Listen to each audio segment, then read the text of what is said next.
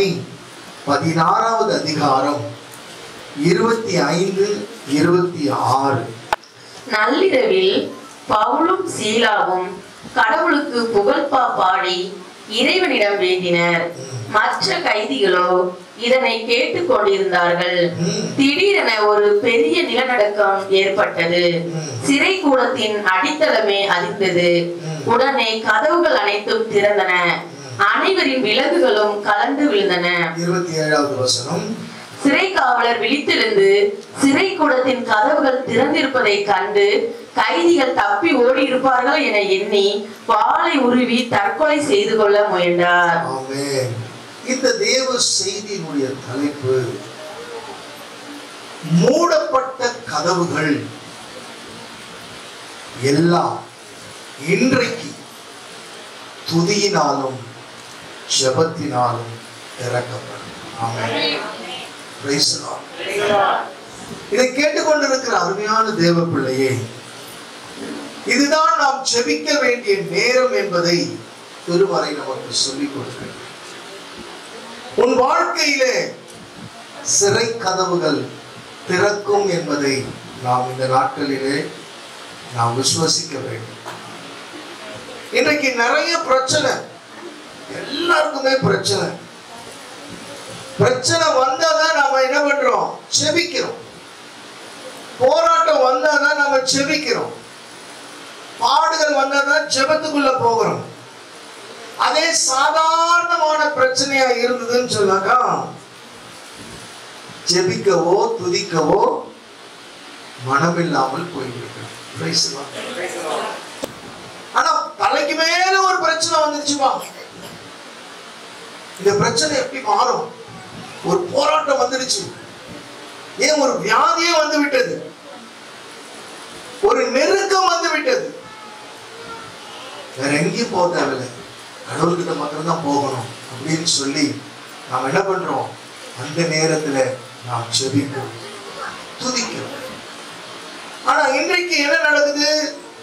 ஒரு சின்ன பிரச்சனை தானே, இந்த பிரச்சனை ஒன்றும் பெருசா தெரியல எனக்கு, அதனால ஜெபமும் துதியும் தேவைப்படுகிறது. ஆனா பிரச்சனை பெருசா வந்துருச்சுன்னா அதை மாத்திரம் நம்ம என்ன பண்றோம்? ஜெபித்தே ஆக வேண்டும். ஜெபம் இல்லைன்னா இந்த வாழ் வந்த இடத்துல இருந்து எனக்கு விடுதலை கிடைக்காது. ஆனா இவர்கள் என்ன செய்தார்கள்? சிறைச்சாலையில இருந்த பவுலும் சீலாவும் ஜெபம் பண்ணி துதி பாடினார்கள் என்று வேதம் சொல்லுகிறது. பவுலும் சீலாவும் ஜெபம் பண்ணி துதி பாடினார்கள். ஏன்னாக்கா பகலெல்லாம் சரியான அடி, அடி இல்ல, சரியான அடி விழுந்தது. கழுமரத்துல அவர்களை கால்களை தொங்க விட்டு, அந்த தொழு மரத்துல கால்களை தொங்க விட்டு என்ன பண்றாங்க? அடிப்பாங்க. எப்படி இருக்குன்னு பாருங்க. எந்த அளவுக்கு அவர்களுடைய வேதனை இருந்திருக்கும், எந்த அளவுக்கு அவர்களுக்குள்ளாக வலி இருந்திருக்கும். இவ்வளவு வேதனையிலையும் அவர்கள் என்ன பண்ணாங்கன்னு சொன்னா கடவுளை துதித்து ஜெபம் பண்ணினார்கள். அல்லேலூயா, அல்லேலூயா. கடவுளை துதித்து. நாமளா இருந்தா என்ன பண்ணிருப்போம்? ஒரு சின்ன கால்ல காயம் பட்டுடுச்சுனாக்கா அன்னைக்கு ஜுரம் வந்துடும், காயம் பட்டுடுச்சு, இன்னைக்கு பைபிள் வாசிக்க கூடாது, சோதனம் பண்ண கூடாது, ஜெபம் பண்ண கூடாது, அப்படியே போத்திக்கிட்டு பார்த்துக்கணும். ஏன்னா ஜுரம் வந்துடுச்சு, ஆண்டவருக்கு லீவு. ஆனா இங்க பாருங்க, பவுலும் சீலாவும் சிறைச்சாலையில தலைகீழ தொங்க விட்டு அந்த அளவுக்கு கொடூரமான அடி, வேதனை. ஆனா இவங்க என்ன பண்றாங்க? தேவனை துதித்தார்கள், ஜெபம் பண்ணினார்கள். இதை கேட்டுக்கொண்டிருக்கிற அருமையான தேவ பிள்ளையே, ஒரு கிறிஸ்தவ வாழ்க்கைன்றது துதி இருக்கணும், ஜெபம் இருக்கணும். இந்த துதியும் ஜெபமும் எந்த வாழ்க்கையும் மாற்றக்கூடியது.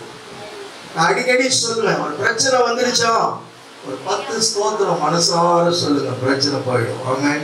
Price the Lord. ஒரு சரீரத்துல பலகீனம் வந்துருச்சா உடனே ஒரு 10 ஸ்தோத்திரம். ஏன்னா நம்மளால 10 தான் சொல்ல முடியும், அதுக்கு மேல கூட சொல்லலாம். ஆமென், பிரைஸ் தி லார்ட். அப்படி நம்ம சொல்லும் பொழுது அந்த பிரச்சனை நம்மை மாறும். அப்போ துதி வந்தா என்ன நடக்குது?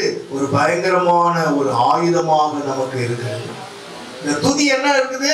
ஒரு பயங்கரமான ஆயுதம். ஏன் சொன்னா அவர் துதிகளின் மத்தியிலே வாசம் பண்ணுகிறவர், அவர் துதிக்கு பாத்திரர். அப்ப நம்ம நாவல எப்பொழுதும் துதியும் ஸ்தோத்திரமும் ஜெபமும் இருக்குமே என்றால் மலை போல பிரச்சனை வந்தாலும் அது பனி போல மாறும். Praise the Lord. அல்லேலூயா. இங்க பார்க்கிறோம், அவர்கள் பாடி துதித்த போது அவங்க என்ன பண்றாங்க? சிறைச்சாலையில இவ்வளவு காயத்திலையும் இவ்வளவு வேதனையிலையும் இந்த பாடுகள் மத்தியிலையும் அவங்க எப்படி இருக்கிறாங்க? பாடி துதித்த போது ஆண்டவர் யுத்தத்தை தொடங்கினார் என்று பார்க்கிறோம். அல்லேலூயா. ஆண்டவர் என்ன பண்ணாரு? யுத்தத்தை தொடங்கினார்.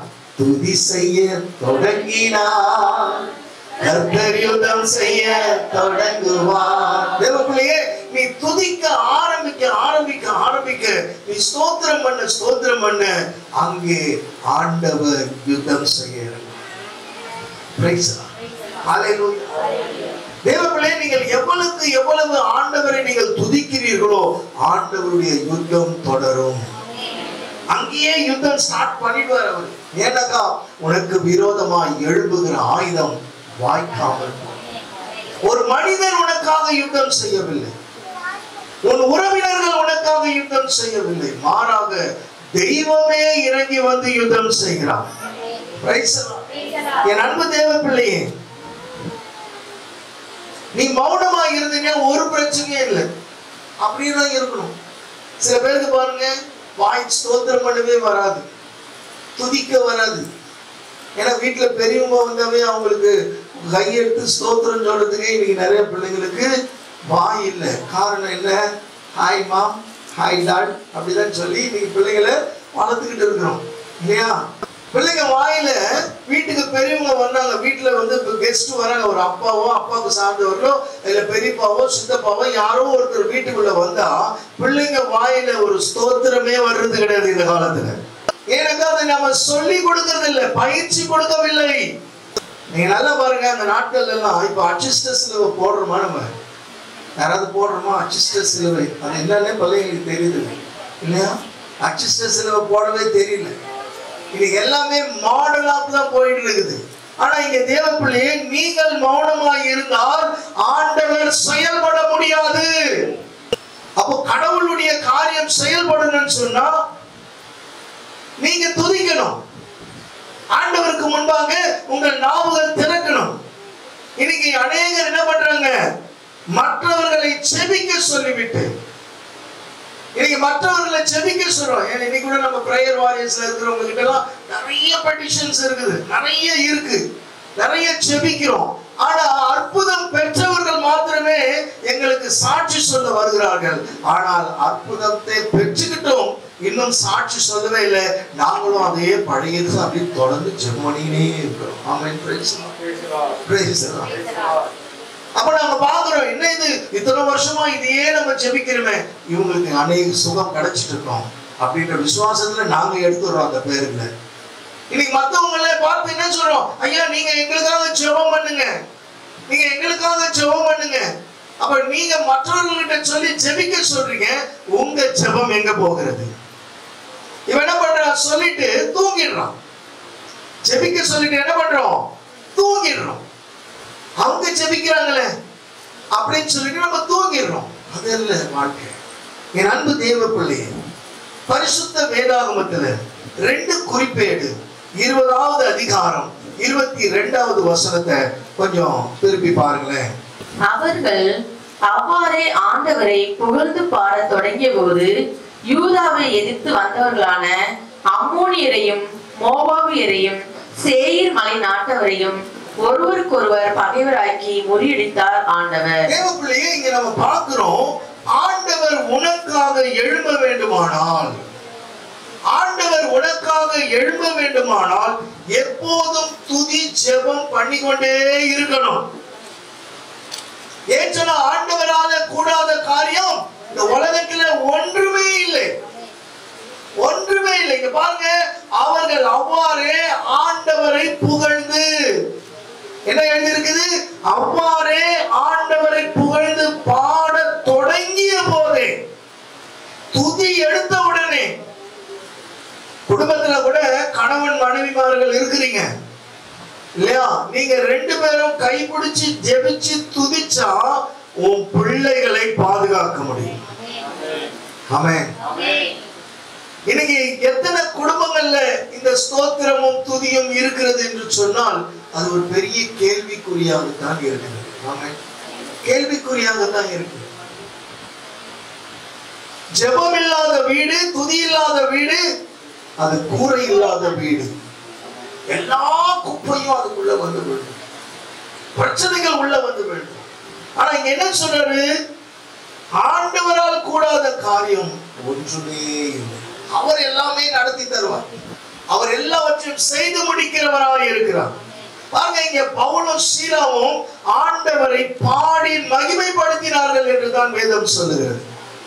ஆண்டவரை பாடி துதித்து ஜெபம் பண்ணி மகிமைப்படுத்தினார்கள். திடீரென்று அங்கே சிறைச்சாலையின் கதவு திறக்கிறது. திடீர்னு ஒரு அஸ்திபாரம், அடித்தளம் அசைகிறது. ஆண்டவர் அதை அசைக்கிறார். நல்லா துதிச்சு இருக்கும் பொழுது ஆண்டவர் அசைக்கிறார். எப்படி இருந்திருக்கும் யோசனை பண்ணி பாருங்க. அடித்தளம் அசைக்கிறது, கதவு தானா திறக்கப்பட்டது. யாரும் வந்து அந்த பூட்டெல்லாம் திறக்கல, தானா திறக்குது. இவங்க என்ன பண்றாங்க? எல்லாரும் அந்த சங்கிலிகளால கட்டி அப்படியே இருக்கிறாங்க. ஆனா அத்தனை சங்கிலிகள் கட்டுகளையும் ஆண்டவர் அருந்து விழுந்தது. கட்டுகள் அழுகிறது, சங்கிலிகள் அழுகிறது, அப்படியே அழுந்து கீழே விழுது. தேவ பிள்ளையே, 2 பேர் துதித்தால் போதும். என்ன நடக்கும்? ஒருவன் 1000 பேரை துரத்தலாம். அல்லேலூயா, அல்லேலூயா. 2 பேர் ஒரு மனதோடு ஆண்டவரை துதித்தா 1000 பேரை விரட்டலாம். அப்படின்னு சொன்னா கணவனும் மனைவியும் 2 பேரும் நல்லா கையை பிடிச்சி வீட்டுக்குள்ளார ஸ்தோத்திரம் பண்ணா எப்படி இருக்கும்? உங்க வீட்டுல இருக்கிற அடித்தளம் அசையும், அடித்தளம் அசையும். நீ துதி செய்ய ஆரம்பிச்சுன்னு சொன்னா அங்க அஸ்திபாரம் அசைக்க ஆரம்பிச்சு. இதுதான் வந்து ஒரு பெரிய ஆயுதம். இன்னைக்கு நிறைய பேருக்கு தெரியல. நிறைய பேருக்கு நீ ஸ்தோத்திரம் பண்ணிக்கிட்டே உனக்குள்ள இருக்கிற கட்டுகள் உடையும். நீ ஸ்தோத்திரம் பண்ணிட்டே இருக்க, உனக்குள்ள இருக்கிற பலகீனம் நீங்கும். நீ ஸ்தோத்திரம் பண்ணிட்டே இருக்க, உனக்குள்ளாக இருக்கிற எல்லா போராட்டங்களையும் ஆண்டவர் மாற்ற வல்லவராய் இருக்கிறார். அல்லேலூயா, அல்லேலூயா. தேவப்பிள்ளையே, நீ துதித்தால் அங்க என்ன நடக்கும்? அடித்தளம் அசைக்கப்படும். அடித்தளம் அசைக்கப்படும் போது உன்னுடைய பிரச்சனையின் எல்லாவற்றையுமே என் ஆண்டவர் மாற்ற வல்லவர். ஏன்னா ஆண்டவருக்கு உன் பிரச்சனை தெரியும், உன் போராட்டம் என்னன்னு ஆண்டவருக்கு தெரியும், உன் கண்ணீர் என்னன்றது ஆண்டவருக்கு தெரியும், உன்னுடைய தேவைகள் என்னன்றது ஆண்டவருக்கு தெரியும். அப்போ உன்னுடைய கட்டுகளை ஆண்டவர் உடைக்கிறார். தேவப்பிள்ளை, இந்த மாதம் முதல் நாள்ல வந்திருக்கிற உனக்கு அநேக கதவுகளை எதெல்லாம் பூட்டி இருக்கிறதோ அத்தனை கதவுகளை திறக்க வல்லவர் அந்த காலை வேலையில நம்ம தேவப்பிள்ளை. இன்றைக்கு முதலாவது திறப்பது சிறைச்சாலையின் கதவு. முதலாவது என்ன திறக்கிறாரு? சிறைச்சாலையின் கதவை திறக்கிறார். ஆண்டவருடைய பிள்ளையே, ஆண்டவர் உன்னோடு பேசுகிறார் என்பதை நீ மறந்து விடாதே. இன்னைக்கு வந்திருக்கிற ஒவ்வொருவரோடு கூட தெய்வம் பேசிக் கொண்டு இருக்கிறார். நீ நல்லா இதை கூர்ந்து கவனிச்சுன்னு சொன்னா இந்த வார்த்தை உனக்குதான். ஏன் சொன்னா உன்னுடைய சிறைச்சாலையின் பிரச்சனையை ஆண்டவர் மாற்ற வல்லவர். எத்தனை பேர் விசுவாசிக்கிறீங்க? இன்றைக்கு என்னுடைய சிறைச்சாலையின் பிரச்சனைகளை என் ஆண்டவர் ஒருவராலே மாத்திரமே மாற்ற முடியும் என்று விசுவாசிக்கிறவங்க நல்லா கைகளை தட்டுங்க. நல்லா புரிஞ்சுங்க. நீ நீக்கப்பட்டவன் அல்ல, ஒரு இடத்துல இருந்து நீ புறமே தள்ளப்பட்டவன் அல்ல, உன் வாசல்கள் அடைக்கப்பட்டதல்ல, நீ ஆக்கப்பட்டவன் என்பதை மறந்து விடாது. நீ உருவாக்கப்பட்டவன், நீ செயல்படப்பட்டவன். அப்படிப்பட்ட உன்னை ஒருவராலும் ஒன்றுமே பண்ண முடியாது. நீ பிடிக்கப்பட்டவன் அல்ல, நீ பிசாசினால் கட்டப்பட்டவன் அல்ல. நீ கடவுளால் பயன்படுத்தப்படுகிறவன். உன்னை சிறைபிடிக்க இந்த உலகத்துல ஒருவராலும் அதிகாரம் கிடையாது. இத நல்லா மனசுல வச்சுக்க. உன்னை சிறைபிடிக்க இந்த உலகத்துல ஒருவருக்கும் எந்த வல்லமையும் அதிகாரமும் கிடையாது. ஆண்டவர் உன்னோடு கூட இருக்கிறார். ஆண்டவர் உன்னோடு கூட இருக்கிறார். ஏனென்றால் உன்னுடைய ஆண்டவர் சிறைச்சாலை கதவுகளை திறக்க வல்லவராய் இருக்கிறார். உன் சிறைச்சாலையின் கதவுகளை என் ஆண்டவர் திறக்க வல்லவர். என்னென்ன பிரச்சனை அடைக்கப்பட்டிருந்தாலும் சரி, எத்தனை போராட்டங்கள் இருந்தாலும் சரி, இங்க வந்திருக்கிற என் அன்பு தேவ பிள்ளையே, தீர்க்க தரிசனமாய் சொல்லுகிறேன், எந்த இடத்துல நீ வெட்கப்பட்டிருந்தாயோ, எந்த இடத்துல உன் கனவுகள் அடைக்கப்பட்டிருந்ததோ, என் ஆண்டவர் இன்றைக்கு அதை திறக்க வல்லவர். என் ஆண்டவர் அதை திறக்க வல்லவர். நல்ல பொழுது நீ அடைக்கப்பட்டவன் அல்ல, நீ அடைக்கப்பட்டவன் அல்ல, நீ அகப்பட்டவனும் அல்ல, நீ அடைக்கப்பட்டவனும் அல்ல, அகப்பட்டவனும் அல்ல, நீ பிடிக்கப்பட்டவனும் அல்ல. உன்னை இந்த உலகத்துல ஒருவராலும் பிடிக்க முடியாது, உன்னை அடக்கவும் முடியாது. காரணம், உயிரோடு இருக்கிறவர் உன்னோடு கூட இருக்கிறார். இரண்டாவது நம்ம பார்க்கிறோம், ஆண்டவர் திறக்கிறார். ஆண்டவர் திறக்கின்ற கதவு. கடவுள் திறக்கிற கதவு. கடவுளே திறக்கிறார் கதவை. எப்படி திறக்கிறாரு? 1 கொரிந்தியர் 16வது அதிகாரம் 9வது வசனம். அங்கு எதிரிகள் பலர் இருந்தாலும் பயனுள்ள முறையில் எபேசில் பணியாற்ற நல்லதொரு வாய்ப்பு எனக்கு கிடைத்துள்ளது. ஹalleluya. நல்லதொரு வாய்ப்பு எனக்கு கிடைத்துள்ளது. ஒரு வாய்ப்பை இந்த இடத்துல எழுதி இருக்கிறார். ஆனால் இதே வசனத்தை நீங்க இன்னொரு மொழிபெயர்ப்புல வாசித்து பார்த்தீர்கள் என்றால், ஏனெனில் இங்கே பெரிதும் அனுகூலமான கதவுன்னு எழுதி இருக்கும். ஆமென், பிரைஸ் லார்ட். இங்க டிரான்ஸ்லேஷன்ல இங்க எப்படி எழுதி இருக்காங்க? பயனுள்ள முறையில் தான் எழுதி இருக்கு. பயனுள்ள முறை. ஆனால் இங்க எழுதப்பட்டிருக்கிறது என்ன? அனுகூலமான முறை. அனுகூலமான, அனுகூலம்னாக்கா உனக்கு சாதகமாக. அனுகூலம் என்ற வார்த்தைக்கு நல்ல தமிழாக்கம் உனக்கு சாதகமாக. அதைதான் பயனுள்ள. தேவ பிள்ளையே, இன்றைக்கு ஆண்டவர் சொல்லுகிற ஒரு வார்த்தை என்னவென்றால், அனுகூலமான, உனக்கு சாதகமான கதவை ஆண்டவர் திறக்கிறார். அனுகூலமான கதவை ஆண்டவர் திறக்கிறார். ஒருவேளை உனக்கு விரோதமாக ஆட்களை எழும்பி இருக்கலாம், உனக்கு விரோதமா பேசுறவங்க எழுதி இருக்கலாம், உனக்கு விரோதமா உங்க ஆசீர்வாதத்தை தடை செய்யற மாதிரி சத்துருக்கள் எழும்பி இருக்கலாம். ஆனால் என் அன்பு தேவ பிள்ளையே, சிந்தித்து பார். எந்த ஆட்களை வச்சு உனக்கு எதிராய் அவன் செயல்பட்டானோ, எந்த ஆட்கள் நீ மேல வர முடியாதபடி செஞ்சானோ, உனக்கு விரோதமானவனை ஆண்டவர் என்ன பண்றாரு? உனக்கு அனுகூலமாக மாற்றுகிறார்.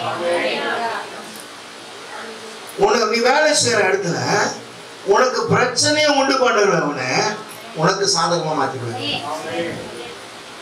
இது இந்த மாதத்துல நீ பார்ப்ப.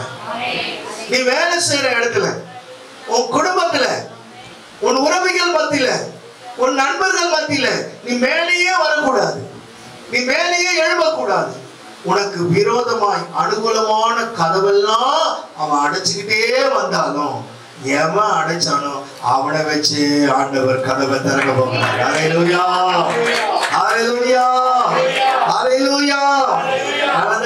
உனக்கு விரோதமாய் எழும்பும் ஆயுதம் வாய்க்காதே, வாய்க்காதே. ஒரு வழியாய் வருவார்கள், 7 வழியாய் ஓடுவார்கள். ஒரு வழியாய் வருவார்கள், 7 வழியாய் ஓடுவார்கள். வெட்கப்பட்டு போவதில்லையே, நீங்கள் வெட்கப்பட்டு போவதில்லையே. நல்லா புரிஞ்சுங்க. எத்தனை பேரு அவன் சொல்ல பாருங்க, நீ வரவே முடியாது, நீ மேல எழுப்பவே முடியாதபடிக்கு உன்னை என்னெல்லாம் செஞ்சாலும் அவனையே. ஆமென். அதான் ஆண்டவரின் வல்லமை, அதான் ஆண்டவரின் செயல், அதுதான் ஆண்டவருடைய கரம். பாருங்க, பார்வோன் எகிப்தியரும் எபிரேயர் அருவருப்பானவர்கள். பாத்தீங்கன்னா எபிரேயர்களை பார்த்தா இந்த பார்வோனும் எகிப்தியர்களுக்கும் எபிரேயர்களை பார்த்த உடனே அருவருப்பா இருக்கும், ஒரு அருவருப்பு இருக்கும் அவங்களை பார்த்தாங்க. அவங்க ஒரே பந்தியில அமர்ந்து சாப்பிடவே மாட்டாங்க, ஒரே பந்தியில சாப்பிட மாட்டாங்க. நீங்க விடுதலை பயணத்துல நீங்க வாசித்து பார்த்தீங்கன்னு சொன்னா எபிரேயனும் பார்வோன் எகிப்தியருக்கு முன்னாடி எபிரேயரை பார்க்கும் பொழுதெல்லாம் இவங்க பார்த்தாங்கன்னு வச்சுன்னா அருவருப்பா பார்ப்பாங்க, அருவருப்பா பார்ப்பாங்க. உங்களை இதே மாதிரி தான் உங்களை பார்க்க, உங்களை யாரு அருவருப்பா பார்த்தாங்களோ நல்லா யோசனை பண்ணி பாருங்க. எந்த எகிப்தியனும் எந்த பார்வோனும் எபிரேயரை பார்க்கும் பொழுதெல்லாம் அருவருப்பா பார்த்தாங்களோ அதே எபிரேயர் குலத்துல அதே எபிரேயனான யோசேப்பை கொண்டு வந்துதான் ஆண்டவர் ராஜாவாக வைத்தார், ராஜாவாக வைத்தார் என்று சொன்னார். என் அன்பு தேவ பிள்ளையே, ஆமென். யோசேப்பை ஆண்டவர் என்ன பண்ணாரு? ஒரு அனுகூலமாக்கினார். எதிரிகள் அப்படியே யாரும் வெறுத்தாங்களோ அவங்களே இவனை தூக்கிட்டு வந்து உட்கார வைக்கிறாங்க, யோசேப்போடு பந்தி அமர்கிறாங்க, யோசேப்போடு சாப்பிடுறாங்க, அரியணையில கொண்டு போய் உட்கார வைத்துட்டாங்க. யாரை பார்த்து அருவருத்தார்களோ அவர்களை கொண்டு போய், அல்லேலூயா, ஒண்ணு அவங்க அப்படித்தான் நடத்த போறாங்க. உனக்கு விரோதமாக யாரெல்லாம் பார்த்தார்களோ அவர்கள் மூலியமா தான் உன்னை கர்த்தர் உயர்த்த போறாரு. அல்லேலூயா. ஆகவே ஆண்டவராலே செய்ய முடியாத காரியம் இந்த உலகத்துல ஒன்றுமே கிடையாது. என் தேவனால் செய்ய முடியாத காரியம் ஒன்றுமே கிடையாது.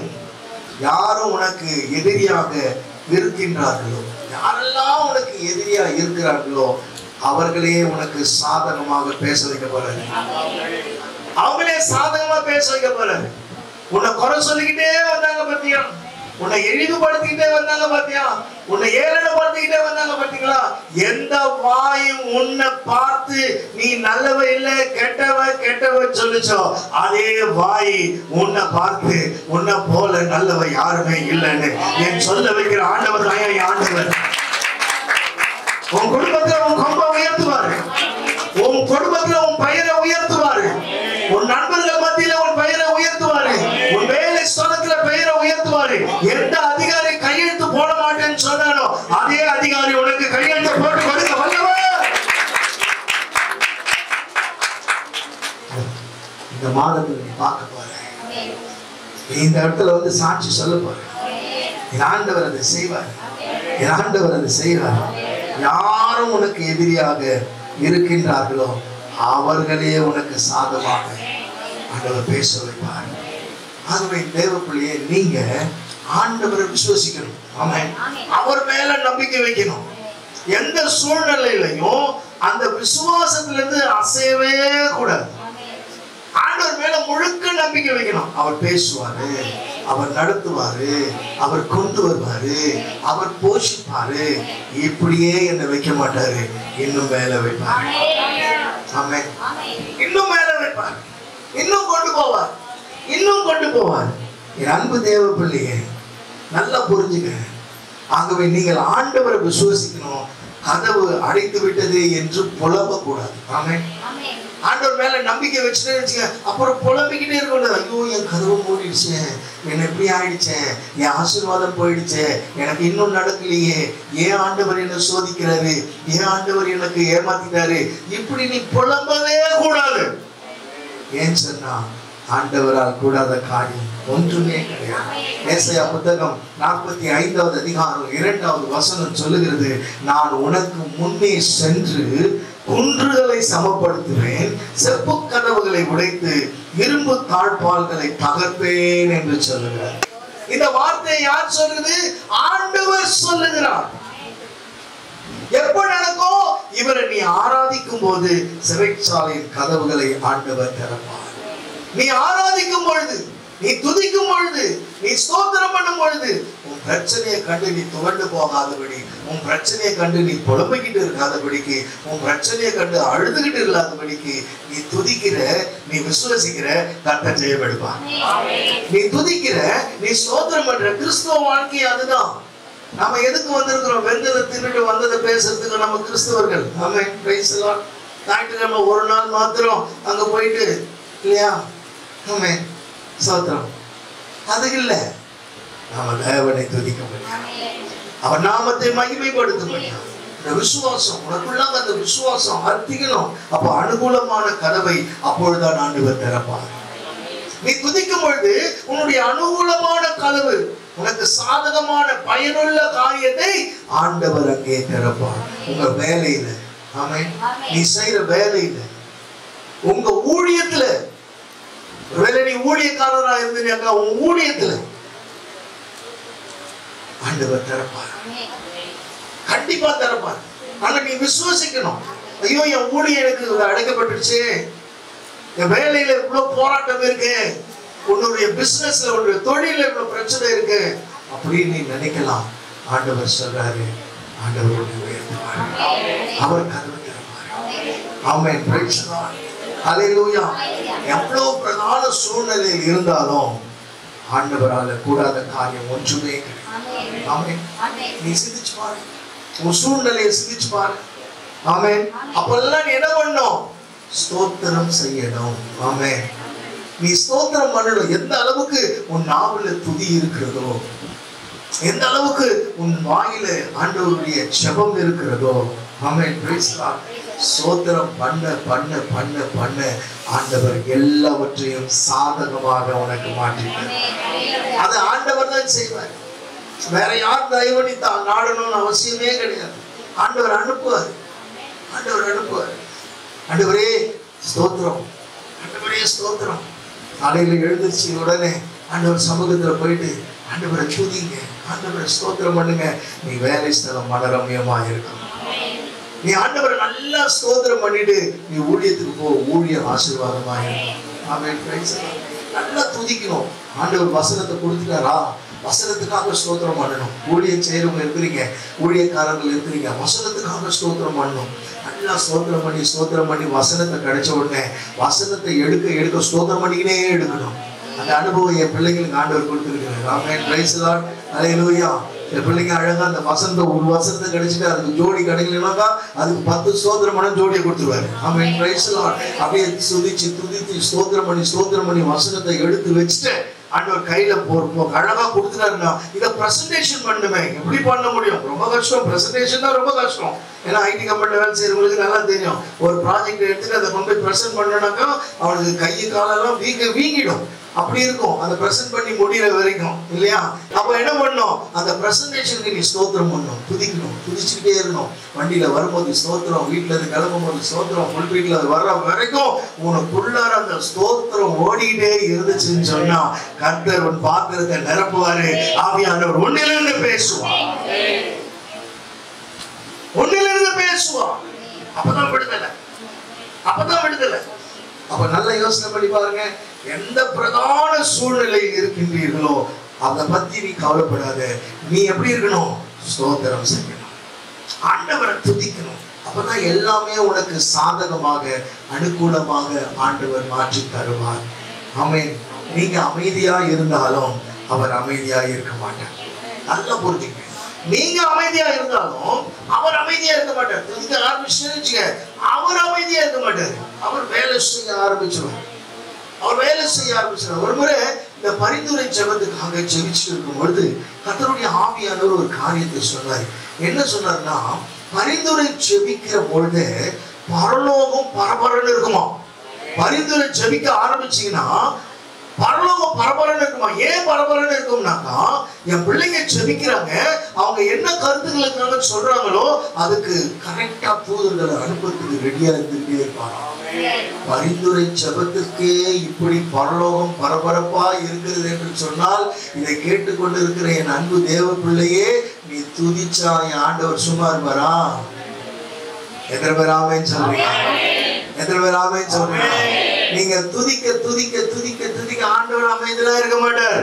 அவர் வேலையை அவர் செய்வார். இந்த தெய்வத்தை ஆராதனை செய்யும். ஆமென். Praise the Lord. ஹalleluya. ஆமென். இந்த தெய்வத்தை நீ ஆராதனை செஞ்சிக்கிட்டே இருக்கணும். அப்போ இந்த கதவை பூட்டிட்டாருன்னு நீ சொல்லக்கூடாது. இந்த தெய்வத்தை நீ ஆராதனை பண்ணிக்கிட்டே இருக்க இருக்க உன் கதவை பூட்டிடுவாரா? பூட்ட மாட்டாரு. ஆமென். சோராதே என் மனமே, சோர்ந்து போகாதே என் உள்ளமே, மாறா கிருபை உன் பட்சத்தில் நிற்பதால் பாராதது போலதான். பக்கத்துல நிப்பாரு, பார்க்காதது போலதான் தெரியும். ஆனா பொன்னை புடமிடுவது போல உன்னை புடமிட்டு பெரிய காரியங்களை அவர் செய்ய வல்லவரார். அவர் செய்ய வல்லவர்.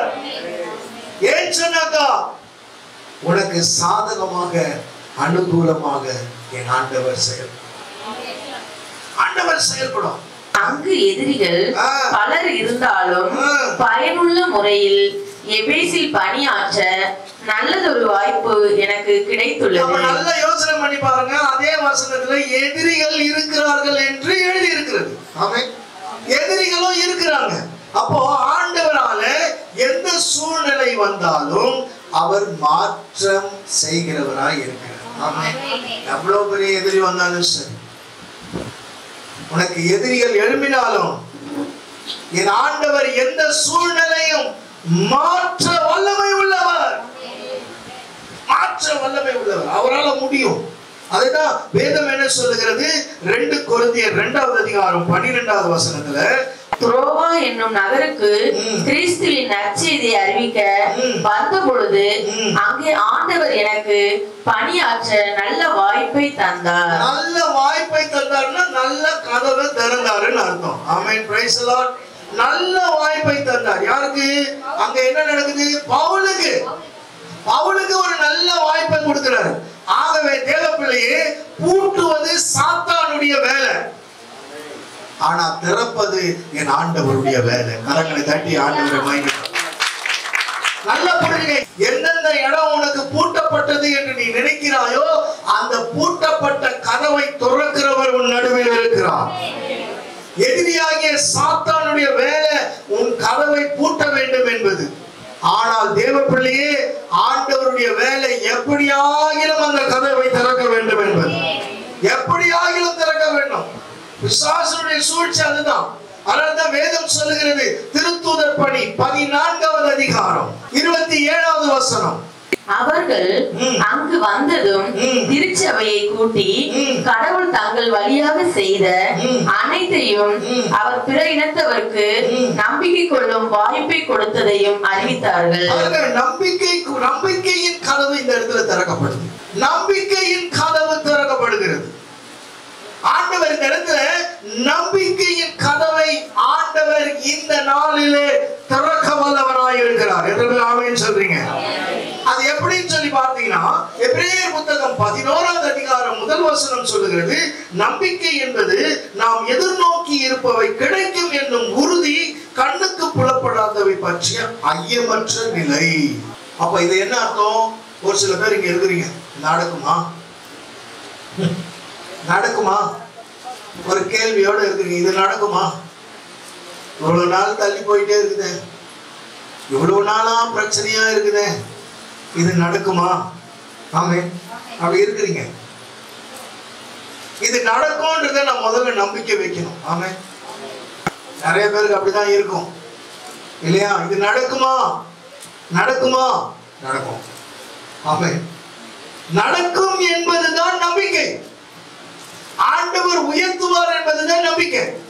தேவப்பிள்ளையே, நிறைய கேள்விகள் நமக்குள்ள இருந்தாலும் நாம நம்பிக்கை வைக்கணும். யார் மேல நம்பிக்கை வைக்கணும்? அவர் நடத்துவார். அவர் நடத்துவார். அவர் நல்லவர். அவர் கிருபை என்றும் உள்ளது. பாதுகாத்தாரே அவர் நல்லவர். அவர் கிருபை என்றும் உள்ளது. நடத்துவாரு. அவர் நிச்சயமாய் நடத்துவாரு. அப்போ உன்னுடைய விசுவாசத்தின் கதவை ஆண்டவர் திறக்க வேண்டும். இன்னைக்கு நிறைய பேருக்கு இந்த நம்பிக்கை தான் ரொம்ப குறைவு. இந்த நம்பிக்கை தான் குறைவு. இந்த நம்பிக்கை மேல நீ கரெக்டா இருக்கணும். ஆண்டவர் இந்த கதவை திறவாரு. சாத்தான் உன்கிட்ட வந்து என்ன பண்ணணும், உலக பிரகாரமா பேசுவான். உலக பிரகாரமா என்ன பண்ணுவான், பேசுவான். பேசி என்ன பண்ணுவான், உனக்கு இதெல்லாம் நடக்குமா? ஆமென், ஹல்லேலூயா. நிறைய அறிவு மூலமா நிறைய பேசுவான். சாத்தான் பேசுறது உலக ஞானத்தை வச்சுதான் பேசுறது, உலக அறிவை வச்சுதான் பேசுறது. ஆனா அப்படி இல்லை. அவன் பேசும்போதெல்லாம் பாருங்க, நடைமுறை பிராக்டிக்கலா வச்சு பேசுவான். நடைமுறையில இதை நீ சிந்திச்சு பாரு, இது சாத்தியமாகுமா? நடைமுறையில நீ சிந்திச்சு பாரு, இது செயல்பட முடியுமா? இப்படி எல்லாம் பண்ணுவான். இதை மாற்றி செயல்படுவது தான் நம்பிக்கை. ஆமென். இதையும் மாற்றி செயல்படுத்துவது. உங்ககிட்ட இருக்கிற நம்பிக்கை ஒன்றுமில்லாத இடத்துல உருவாக்குகிறவர் தான் நம் ஆண்டவர். ஒண்ணுமே இல்லாத இடத்துல ஆண்டவர் உருவாக்குவார். ஏன் சொன்னா, அவர் சர்வ வல்லவர். அவர் சர்வ வல்லவர். இன்றைக்கு நம்பிக்கையின் கதவை ஆண்டவர் அனைவருக்கும் திறப்பார் என்று நான் விசுவசிக்கிறேன். எத்தனை பேர் ஆமென் சொல்றீங்க? இந்த நம்பிக்கையின் கதவை இன்னைக்கு வந்திருக்கிற உங்களுக்குள்ளாக என் ஆண்டவர் திறப்பார் என்று நான் விசுவசிக்கிறேன். ஏன் சொன்னா, தலைமுறை தலைமுறை தோறும் உங்களை பார்த்து பேறு பெற்றவர்கள் என்று சொல்லுகிற ஆண்டவர் உயிரோடு இருக்கிறார். எல்லாம் பாருங்க, ஆபிரகாம் ஆண்டவரை நம்பினார். பாருங்க, எடுத்து வாசிங்க. தொடக்க நூல் 22:12. அவர் பையன் மேல் கை வைக்காதே, அவனுக்கு எதுவும் செய்யாதே, உன் ஒரே மகனையும் எனக்கு பலியிட நீ தயங்கவில்லை என்பதிலிருந்து நீ கடவுளுக்கு அஞ்சுபவன் என்று இப்போது நான் அறிந்து கொண்டேன் என்றார். நல்லா பாருங்க, ஆண்டவர் ராத்திரி தட்டி எழுப்பி சொல்றாரு, ஆபிரகாமே ஆபிரகாமே, உன் பையனை கொண்டு வந்து எனக்கு பலி கொடுன்னு சொல்லிட்டாரு. இவரோ தன் மகனை கூட்டிட்டு போயிட்டாரு. அவர் எப்படி கூட்டு போறாரு? ஆண்டவர் ஆபிரகாம் ஆண்டவரை நம்பி நம்பிக்கை உள்ளவராகவே நினைத்தார். ஆண்டவரை இந்த ஆபிரகாம் எப்படி நினைக்கிறாரு? நம்பிக்கையில வல்லவராக நினைத்தார். ஏன் இவர் வந்து இந்த வார்த்தையில அப்படி நம்பிக்கையோட பிள்ளைய கொண்டு போய் பலி கொடுக்க போனாரு? அவருக்கு ஒரு வார்த்தை இருந்துச்சு. 15 நாளுக்கு அவருக்குள்ள இருந்த அந்த நம்பிக்கை. அதற்கு மறுமொழியாக, இவன் உனக்கு பின் உரிமையாளன் ஆக மாட்டான், ஆனால் உனக்கு பிறப்பவனை உனக்கு பின் உரிமையாளன் ஆவான் என்று இந்த வார்த்தையை நாங்க அவர் நம்பினாரு. இந்த வார்த்தையை தான் என்ன சொன்னாரு? இவருக்குள் ஒரு சந்ததி உருவாகும் என்று ஆண்டவர் சொன்ன வார்த்தையை நம்பினார். அந்த வார்த்தையை நம்புவதனால்தான் என்ன நடந்தது? அந்த நம்பிக்கையோடு அவர் சென்றார்.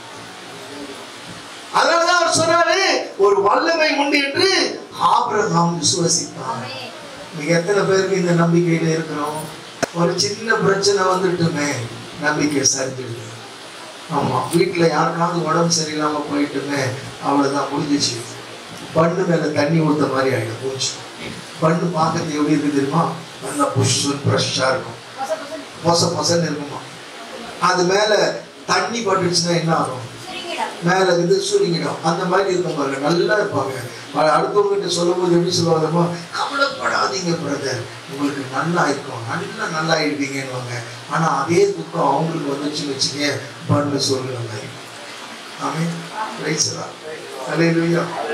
அப்படியே இறங்கிடும். அப்படி இருக்க கூட படைத்தவருக்கு தெரியும் எனக்கு என்ன தரணும். என் தேவனுக்கு நல்லா தெரியுங்க, என்ன படைச்ச அவருக்கு நல்லா தெரியும் என்ன தருவாரு. அப்ப ஆபிரகாமுக்கு சொன்ன வார்த்தையின் மேல ஆபிரகாமுக்கு விசுவாசம் இருந்ததுனாலதான் அந்த பிள்ளைய கொண்டு போய் கைய ஓங்கினாலும் கூட அவருக்கு அந்த வார்த்தை மேல விசுவாசம் இருந்தது. என் ஆண்டவர் சொல்லிட்டாரியா. அப்ப இங்க வந்திருக்கிற எத்தனை பேருக்கு எவ்வளவு வாக்குத்தத்தத்தை கொடுத்திருக்காரு, எவ்வளவு வாக்குத்தத்தத்தை கொடுத்திருக்காரு. அப்ப அந்த வார்த்தையை சொன்ன ஆண்டவர் மறுதளிப்பாரா? கைவிட்டுருவாரா? Price the Lord. என் அன்பு தேவ பிள்ளையே, பவுலுடைய விசுவாசத்தின் கதவை ஆண்டவர் திறந்தார். பவுலுடைய விசுவாசம் கொரிந்தியர்ல பாத்தீங்கன்னா நிறைய காரியங்களை நீங்க கொரிந்திய புத்தகத்துல நீங்க பார்க்கலாம். விசுவாசத்தின் கதவை திறந்து இருக்கிறது. அப்ப எத்தனை பேருக்கு இன்றைக்கு கதவு திறக்க வேண்டும்? இன்றைக்கு விசுவாசத்தின் கதவை ஆண்டவர் திறக்க வல்லவர் என்பதை எத்தனை பேர் நம்புறீங்க? தேவ பிள்ளையே, இந்த செய்தியை நீ கேட்கிற, நீ அற்புதத்தை பார்ப்ப, ஒரு அதிசயத்தை பார்ப்பீங்க. காரணம் என்னன்னாக்கா, வார்த்தையை அனுப்புகிறவர் இந்த வார்த்தையின் மூலமாகவே உன்னை பலப்படுத்தி கொண்டிருக்கிறார். இந்த வார்த்தையின் மூலமாகவே உனக்கு சொல்லிக் கொடுக்கிறாரு. இந்த வார்த்தையின் மூலமாக உன்னோடு பேசிக்கிட்டு இருக்காரு. அப்போ இன்றைக்கு விசுவாசத்தின் கதவை ஆண்டவர் திறப்பார் என்ற அந்த நம்பிக்கையில தான் நீ கடந்து போகணும். ஆமென். Praise the Lord. இன்னைக்கு நடக்காததெல்லாம் நடக்க போகுது. எத்தனை வருஷம் பூட்டி இருந்த கதவெல்லாம் இன்னைக்கு திறக்க போறாங்க ஆண்டவர். ஆமென். எத்தனை வருஷம் பூட்டி இருக்கு ஆண்டவரே, நான் போராடி போராடி பார்த்துட்டேன் ஆண்டவரே, என் கதவு திறக்கல, எனக்கு கதவு திறக்கல, எப்ப திறக்கணும் தெரியல, இருந்தாலும் போராடிட்டு இருக்கிறேன்னு சொல்றியா? ஆண்டவருடைய நாம அபிஷேகத்தை கீழே நின்று சொல்ற அந்த கதவு இன்றைக்கு ஆண்டவர் திறக்க போகிறார்.